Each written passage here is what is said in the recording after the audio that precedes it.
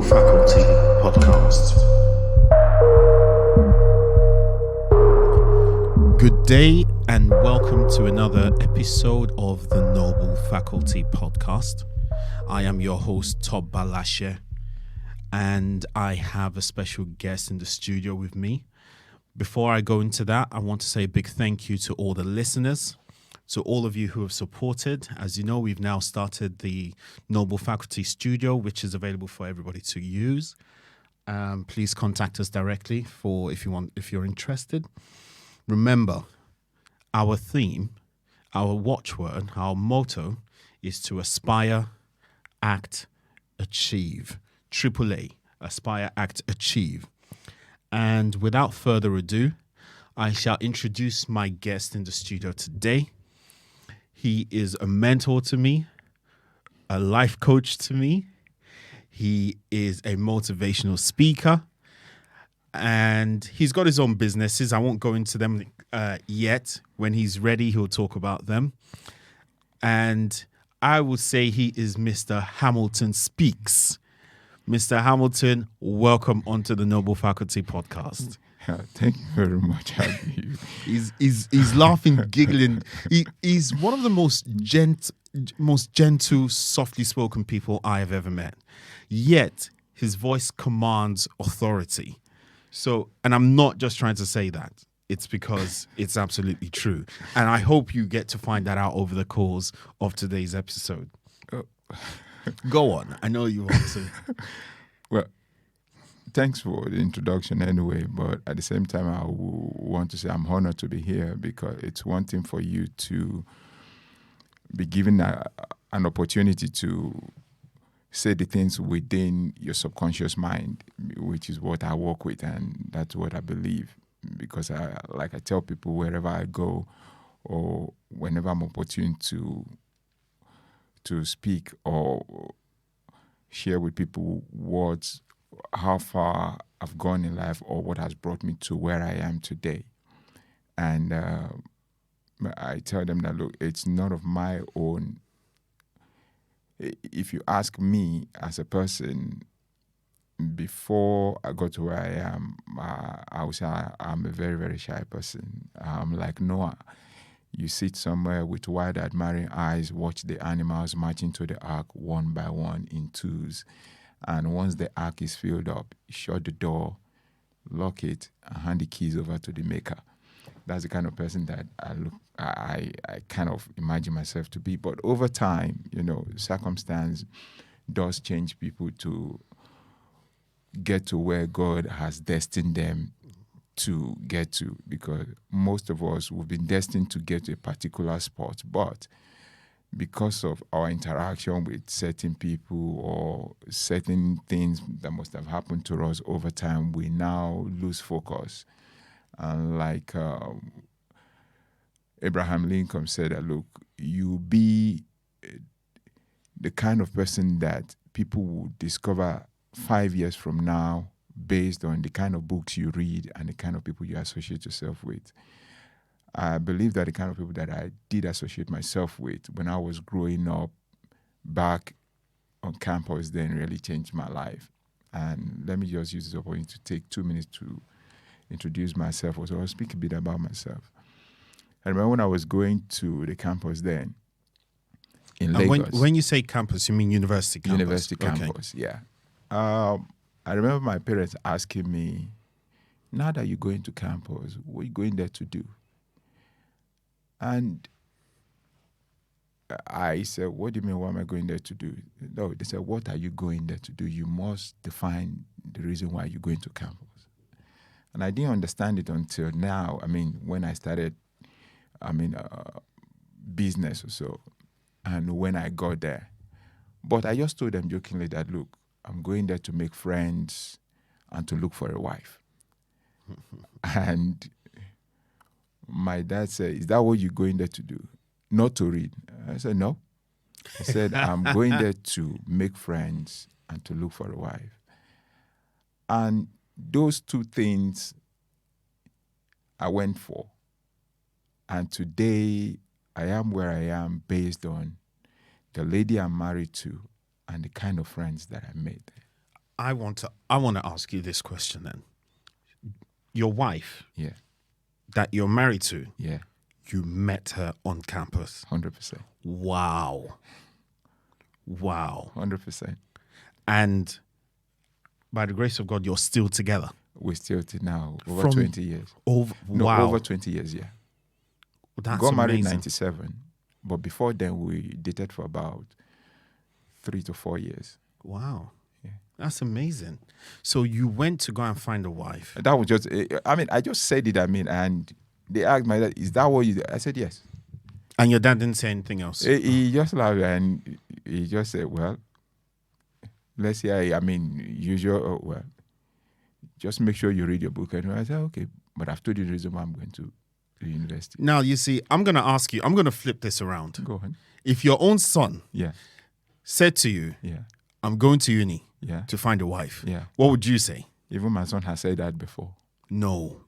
He's on But campus now. Okay, what was your response? He knows my genesis on how I got to marry them, because okay. one thing about my relationship with my kids is that, look, we're like friends. Even though people look at my face and say, look, your face is hard, but when our chips are down, all Israelites will be back to their tents. Yeah. When Hamilton is down, that is when you find at the end of the day, there are a lot of things within his subconscious mind that you can really. When we sit down at home, my room is open to my kids. They go in and out. At times, some of my I will call it a jumper. Yeah. My daughter takes it from my drawer and she puts it on, and That's how close you are. Close we are. Yeah. To your To children. my kids, yeah. Wow. That's amazing. Because if you're the kind of man that grew up in Africa, you don't have such opportunity. No. So No. coming to a society where you've been given that freedom to express yourself, why not allow people to express themselves? And one thing is, even if you're given the freedom to express yourself, you don't abuse it. That's one thing. It's one thing for me, because this freedom of expression, it's a thing that I tell people all the time. We're in a society where the government has given us that freedom, but please do not abuse it. You trying to abuse it is more or less trying to tell the person you're a fool for giving me that freedom. So the first lesson, because what we do is we'll give a context of our discussion, and then we pick out lessons or nuggets. So the first one is, don't abuse the privileges that you've been given. Don't. Wow. Okay. So we haven't even started the topic, you know that, and we've already got one. Yeah. Don't abuse your privileges. Don't you ever. Okay. So that's number one. Now, based on your story, you set out to go to university to meet friends and find a wife. Make friends and find a wife. Yeah. Based on that, do you think your time at university was success? Wait, before we go into that, Self. So did you read your book? I did. Okay. Because I'm the kind of my life is like a triangle on campus. Okay. From my room to lectures to the library back to my room. Okay. The only time at all that I tilted out of that triangle is either I go to the fellowship, that's a Christian fellowship or so. I go for a fellowship, or I leave the campus and go to a particular area called Shomolu where they do printing. Right. Which university did you go to? University of Lagos. University of Lagos, okay. Yeah. All right. So there's a particular area. It's one of the biggest industrial area in Nigeria. Shomolu, they do. That's the headquarters of printing in the whole of Nigeria. Right. There's not anything you want to do at all. If you go to that area, you will get it done within. So most of the university activities, then they normally bring it to me to print. I was good at graphic designs, and so I had that opportunity. And I knew that through someone that I met on campus. Okay. So he was the praise and worship leader of my fellowship on campus then. His name, let me just say, Debo Adediro. He's solid keyboardist. So, and he taught me to a particular level when it comes to graphic design and printing. Now, I met that guy on campus. So I'm trying to, okay. So you went to fellowship. you met a keyboardist Yeah. who then introduced you to Shomolu, The world of printing. The world of printing. Yeah. And I'm assuming there's a story behind this world of 100%. printing. There's Okay. a victory behind the world of printing as well. So that's where I met him. Now, I also met my spiritual mentor today, a person of Pastor Pojo Imade, on campus. He was the president of my fellowship then, which is Love Word Fellowship. He was the president, and somehow, someone introduced me to him, and I think it was his birthday, and he asked me to sing a song. So I wrote a song for him, and I sang the song on campus, and the song now became a national anthem on campus. Were you a singer?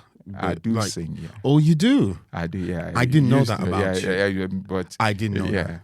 So it became a theme, on campus, and it was a glorious day. And from there, I now he taught a message that particular day, and that message also touched my life. And I just said, look, when I heard all the things he talked about and did the research about him, his dad happens to be his mom happens to be one of the first professors in Africa, Professor Yemade, and the dad too was, a doctor in UCH as well before he died.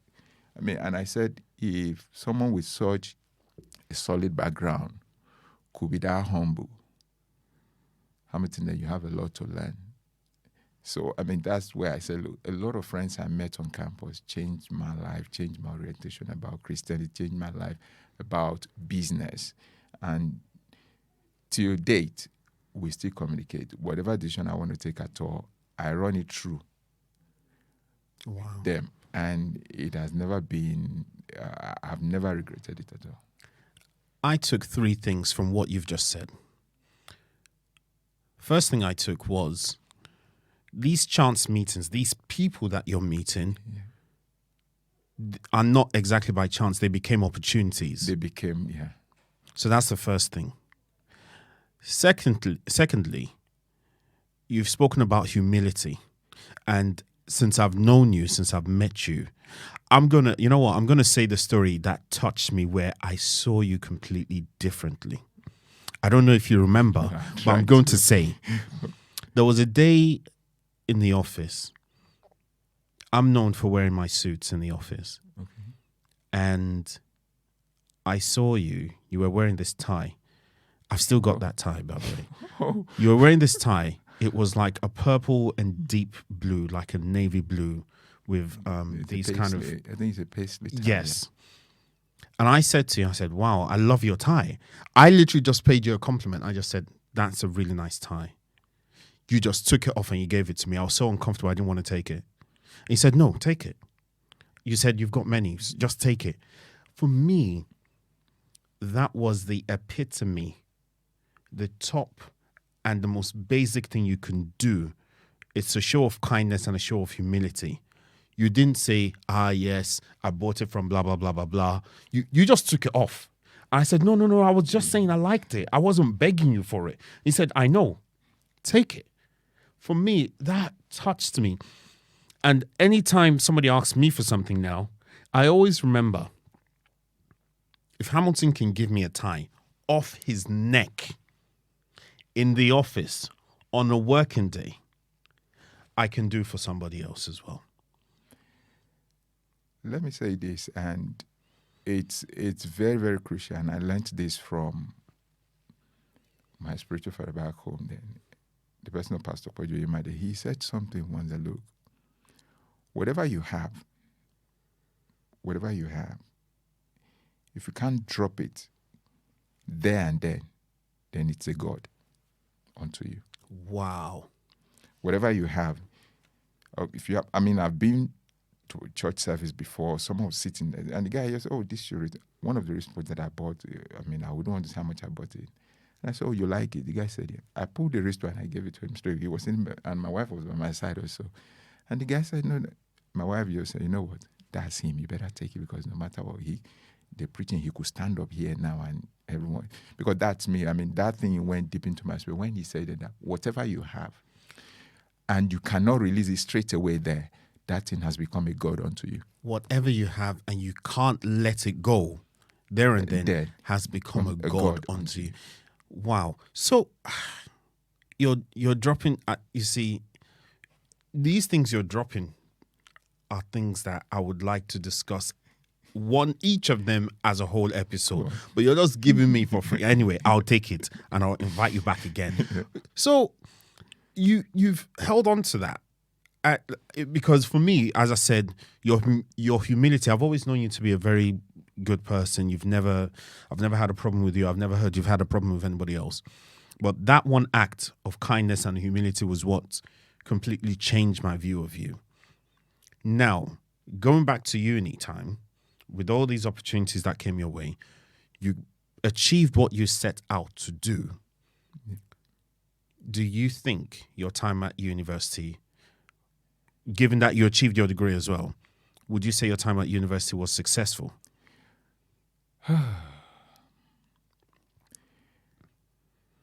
It was, academically, it was tough. Let's be frank. Let's call it spade and not a garden too. Right. Academically, it was tough. But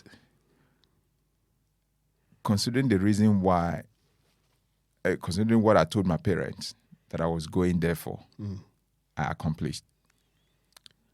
So for you, you were successful. That is, I mean, in as much as I did set my mind on getting a wife and making good friends that would be of benefit to me in future. Because I never knew I was obeying a particular law. Because this earth itself operates on principles and laws. Now, if you understand the principles and laws that operate in a particular environment, you will succeed. Right. Once you understand the principles and laws that operate in an environment, you will succeed. Pause. You see, right. You said something. You went to uni to meet the people who will benefit your future, not for social reasons, not for social interaction. Yeah. So what you're saying to me is, when you went to uni, not even knowing what you would do in the future, you already knew that you wanted to meet people or associate with people who would benefit your future. 100%. So that was something you did on purpose. Yeah. I would want to say this because there's this friend of mine in secondary school then. We were able to connect via Facebook. And I was communicating with her yesterday. And she said something. She said, when she asked me what tribe is my wife from, and I told her she's a Yoruba lady from Ibadan, and she said, oh. And I said, and she's very, very beautiful. And she replied the text. I have the text here.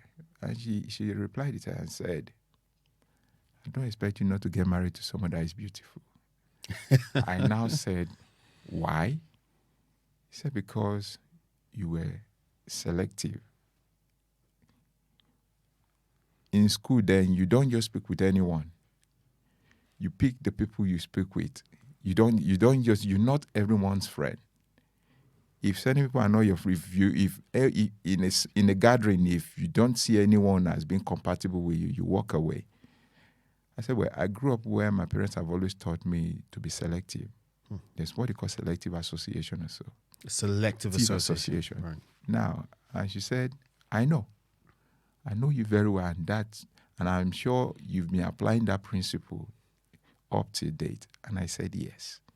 Because even where I am today, people know for sure that, look, I'm very, very selective. Not being a racist, in quotes. Yeah. Not being arrogant. But I've come to find out in life, if you obey the principles and laws that governs the earth, it applies everywhere you are. Wherever you go, just sit down, look for the principles and laws that operate in that particular environment. You will never go wrong. You won't step on the wrong shoes. The wrong shoes won't step on you. That is, you won't offend the wrong person, and the wrong person won't offend you. We do things the way it should be done. They will do things the way it should be done. All man for himself, God for all. Everybody will end up being happy. But if you don't understand the principles and laws that operate in that particular environment, you find out you offend the wrong person. And when you offend the wrong person, according to the 48 laws of power, Robert Greene, I'm telling you, downfall will be the end product of it. So, what you're telling is because that's not how we are trained academically. Academically, you are given certain framework and rules or principles, and you go into a place and you sort of, how am I going to put it? Not to go and implement your principles, but you operate based on preconceived values and morals or principles. You already have them. But what you're saying is when you go in, if I understand rightly, go in as a blank slate, regardless of your principles, and understand how things work. What are the principles? What are the laws of how this environment operates? Once you understand it, I tell people this. People say education is you being taught how to get things done, right? But if you check the Greek word for education, it's the word educe, Okay. which is to bring out, not to put in. So, right. So the Greek origin. The education to you and I, it's you being taught a thing, Yes. right? Yes. Putting in you. I'm taking it in. Good. But if you check the real meaning of education, which is from the word educe, it means to bring out. So in essence, everybody has some sort of innate quality That you need to bring out from that person. There's also. a brilliance you need to bring out. That is what education is all about. So education is about you bringing out the brilliance in you. What you have on the inside of you. It's for you to excel. Bring out the potential that is on the inside of you.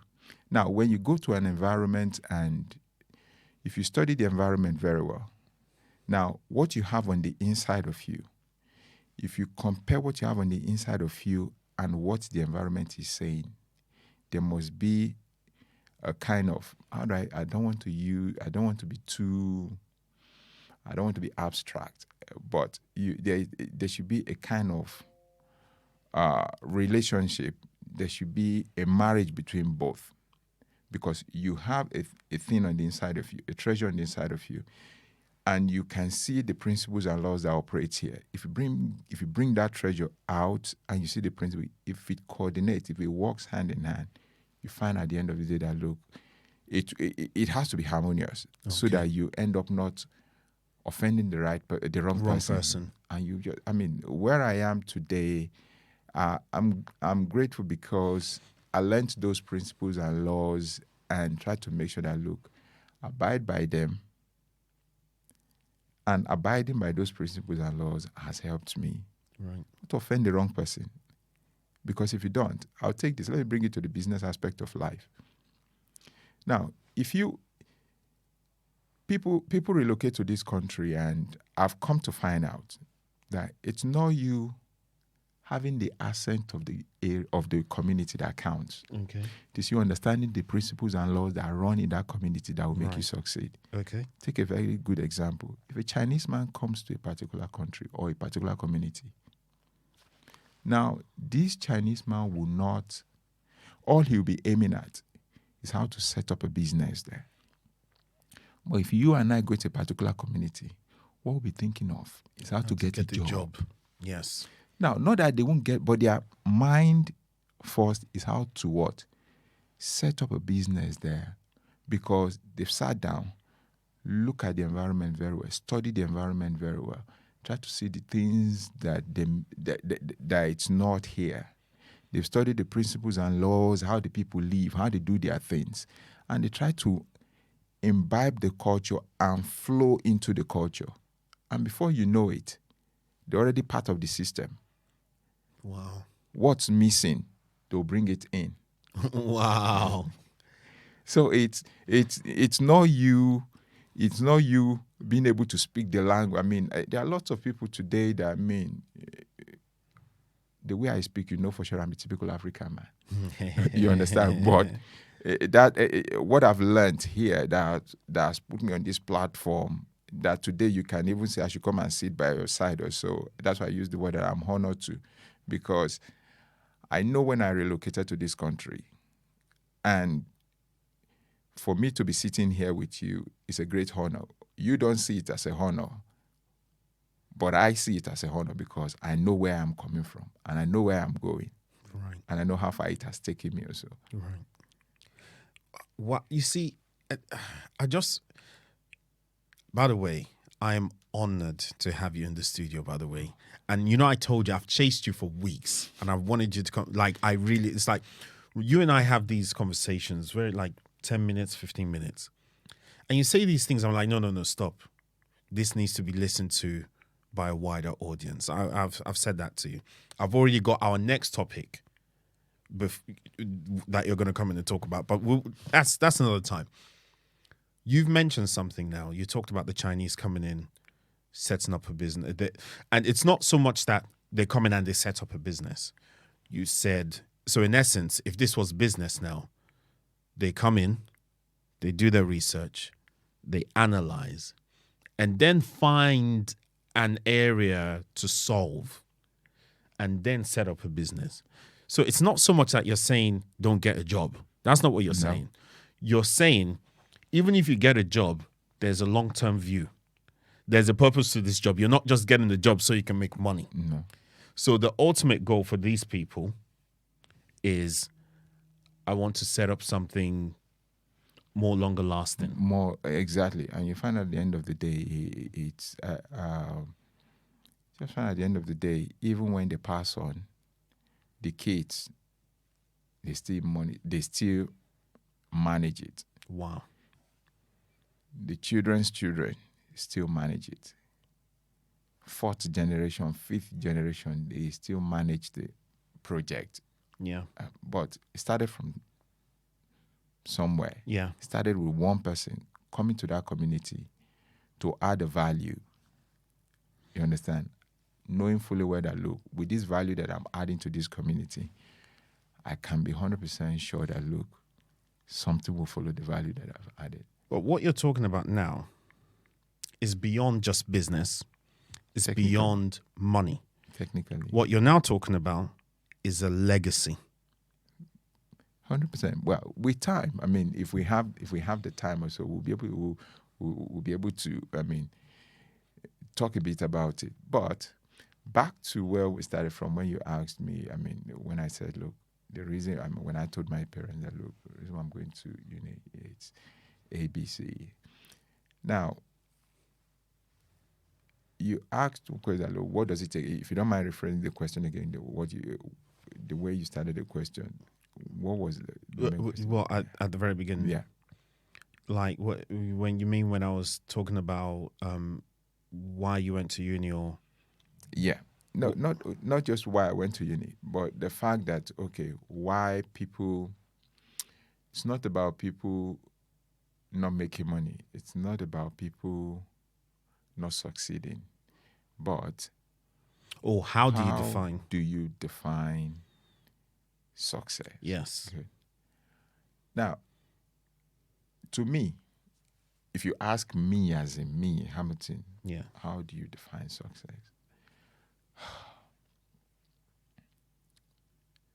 Agreed.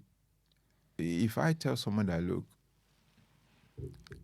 if I want, it depends on the aspects now. Is it in the world of business or life generally? I mean, having kids that have succeeded in life, and you made yourself poor in order for your kids to succeed. Yeah, is success. That is success. Now, if you set up a business and that business now grows beyond measure, that is success. Yes. But you have to be specific. We have to, because we can't just speak from, the air. You have to tell me what aspect you actually want me to talk about, and I will, or if you ask me that, look, Hamilton, considering where you are today, Yeah. would you want to throw more light into it? What are the things that you did? What are the things that that were challenging to you and you were able to overcome it? I can easily say that to you then. So the purpose of this podcast is to help people to find their own confidence, to change their own life, to transition from a point of I can't do it or how can I do it to I am doing it. Okay. That's all. It's about self-improvement. In fact, we're all about aspire, act, achieve. That's it. Okay. We all In personal life rather than business now. We aspire. Yes. We what again? Act Act upon on that the aspiration. Yeah. And what? Achieve it. Now, one without the other will never work. Exactly. But I've come to find, which is a topic I will talk about today, and I will take it from a man called Niccolo Machiavelli. Yes. He said something in one of his quotes that, look, there's no avoiding of war. We can only postpone it. Is this in his book, The Prince, I think? But it's always to the advantage of who? Your opponent or someone else. There's no avoiding war, but it's always to the advantage. We can only postpone it. But in postponing it, it's to the advantage of your opponent or someone else. You either fight the war now, because if you postpone it, it's to the advantage of someone else. So, in essence, what you don't want to deal with. What you don't want to deal with. Because Fine. the reason why people don't achieve, which is the end product. Yes. They aspire. Yeah. Action now, and they achieve it now. It's not the problem. One thing is missing from aspiring. People aspire, oh, look, I want to be this, I want to be that. I want to buy this house. I want to do this. I want to have this car. It's an aspiration. Yes. You understand? Now, to achieve it, people, it's a battle. Because if you aspire at all, there's always a force that militates against you. It's a natural law. Okay. There's always a force, no matter how tough you are, no matter how rich you are, if you want to achieve something greater, you're trying to break through a force to achieve, because the success you're aiming at is at the other side. And to be clear, sorry, I don't want to interrupt you, but to be clear, you're saying there's always a force against you, even from the point of aspiration. Aspiration, there's always a force. So we're not talking, so I have this episode called Village People. So we're not talking village people type. No. Even within yourself. So it could be self-doubt. It could be circumstances. Now, you see, using that word doubt, for you to have aspire, it's not just doubt. It's not the place of doubting now. Because for you to aspire, that means you've knocked out the doubt. Let me say the reason why I use the word doubt. We all have a vision. In fact, I mentioned on one of my podcasts that 12 weeks ago, whenever it is, I had the idea of the studio. It was an idea. Every step of the way, I didn't believe I would achieve it. It was just an idea. The only difference is I kept on acting upon it. Even when I even got the keys to this place, I still doubted I could do it. You see?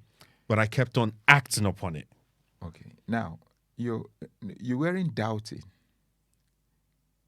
You weren't doubting. You see, there's a saying by Albert Einstein that imagination is everything. It is the preview of life-coming attraction. Wait, stop, repeat. Imagination. Yes. Is everything. Okay. It is the preview of life-coming attraction. Boom. Okay. Imagination is everything. Right. Whatever you imagine. Yes. As long as that imagination, you're able to register that imagination in your subconscious mind. Once it's registered in your subconscious mind, That is everything. You've registered what will happen in the future. You've rubber stamped it somewhere. All you're doing is acting upon that thing that has registered in your subconscious mind. And because it has registered, if it hasn't registered, every other activity to get it done won't come in. But once it is registered, let me give you a very good example. If you desire to buy an Audi car today, Yes. once it registers in your subconscious mind, you just find out that particular Audi car, you'll be seeing it everywhere. See everywhere. I agree with that.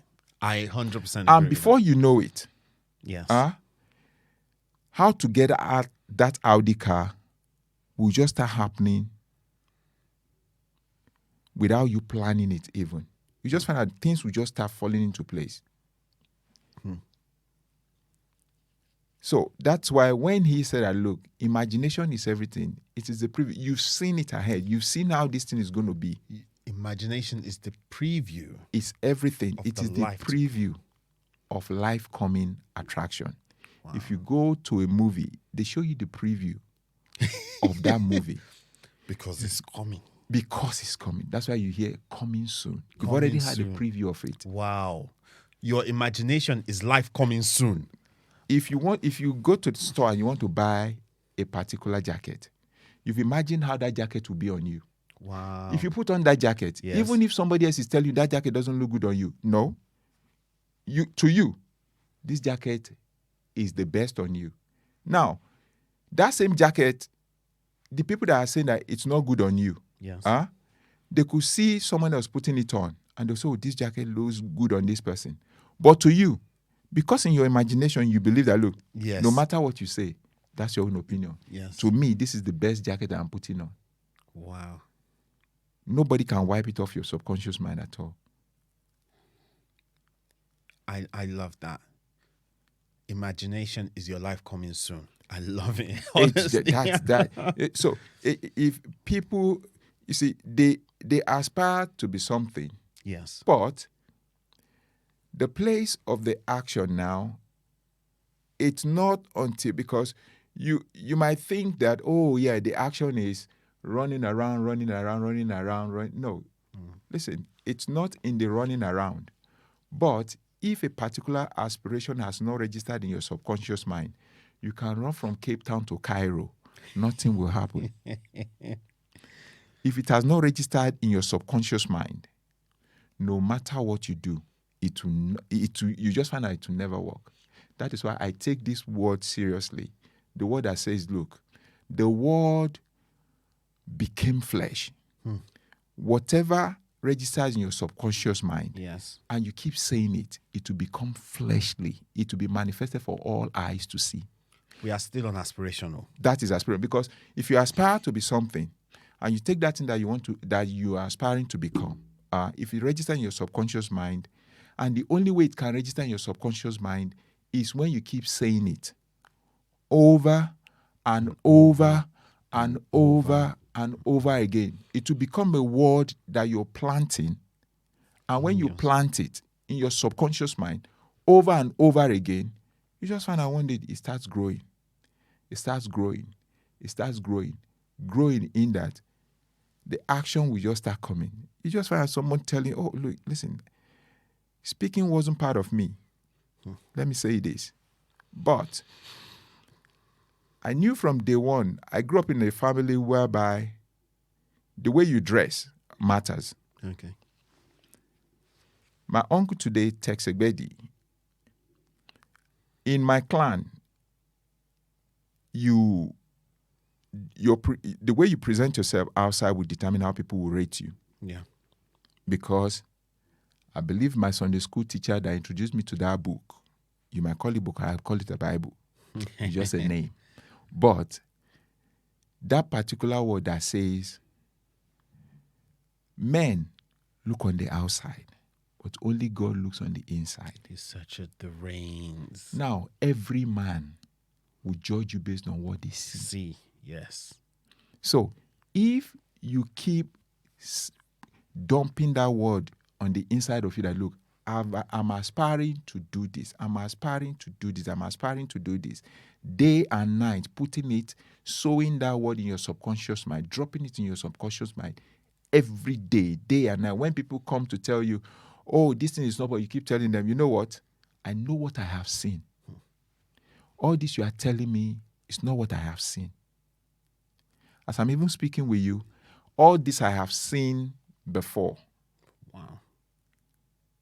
I've seen myself speaking to 500,000 before I started doing it. Because one, my mom was a choir mistress in the Catholic Church when I was growing up. I've seen myself then speaking to people because I sing in church. Okay. So I've said, so when I stopped singing in church, I've been told before, look, a time is coming. If you like, a time is coming that you address crowd.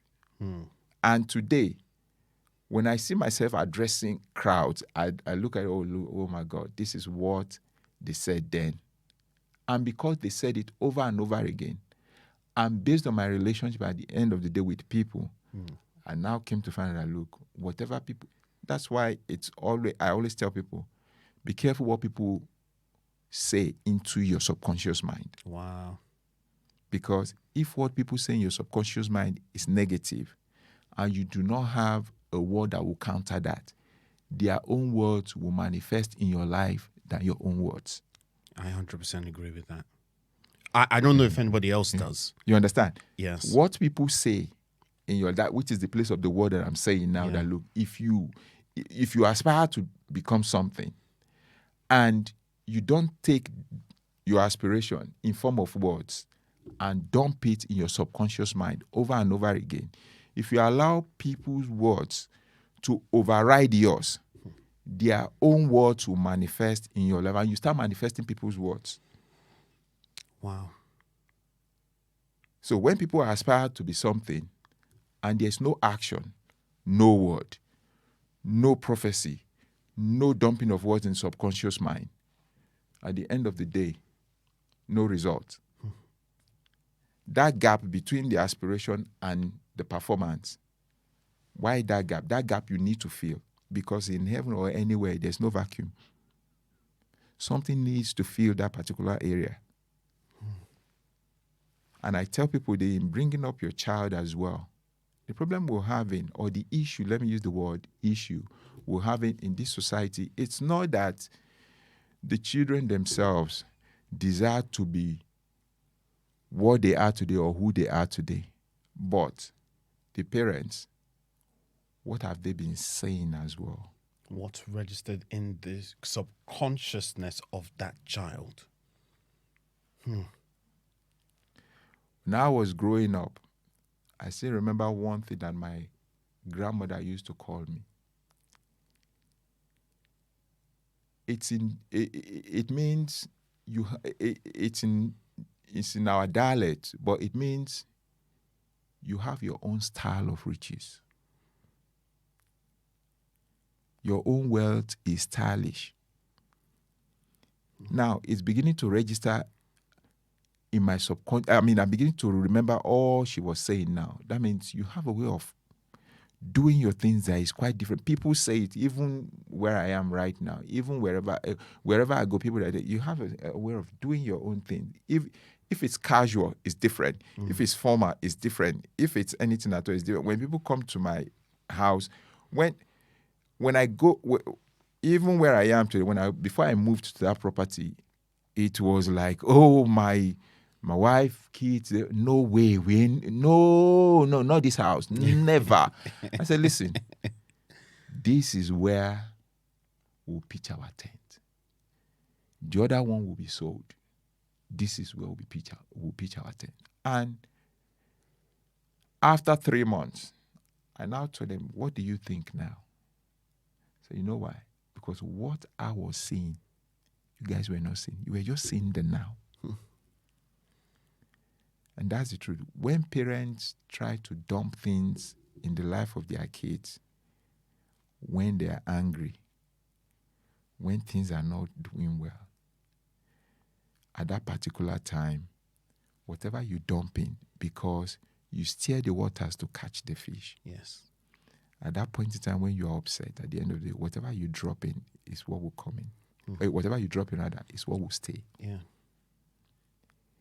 I know back home where I'm from, then people, when they are angry, then instead of the reasonable ones with, oh, you this thing child, or so, rather than saying the negative, they will always say the positive. You this good child, instead exactly. of saying exactly. You see, because, even though they want to say the negative, they will just what will come out will not be, because they've come to realize the place of words, and if you don't use the right word, I always believe in the power of the angels passing by. If the wrong word is taken by the angels, listen, they will drop it where they're meant to drop it. It's not their fault. It is their responsibility to take the words that you said and drop it where they're meant to drop it. So if you take the right word, you are aspiring to be this. Take the right word that will fit into that. And before you know it, things will start falling into I just want to take your advice quickly. I don't know what Angel is passing. Angel, I want to be the most successful media mogul ever seen on this earth. I say it, I claim it. I want that to register in my subconscious. Look out for the next episode of Imagination is Life, coming soon with Hamilton Speaks. God bless. We are awesome. We are noble. We are able. You have just listened to the Noble Faculty Podcast.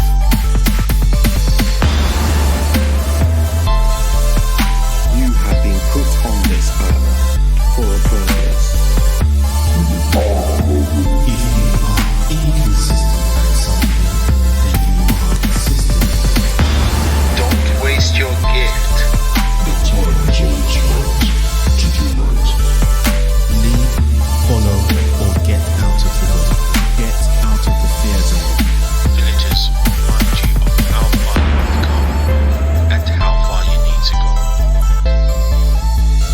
You have just listened to You have just listened to the Noble Faculty Podcast. The Noble Faculty Podcast. the Noble Faculty Podcast. You have just listened to the Noble Faculty Podcast.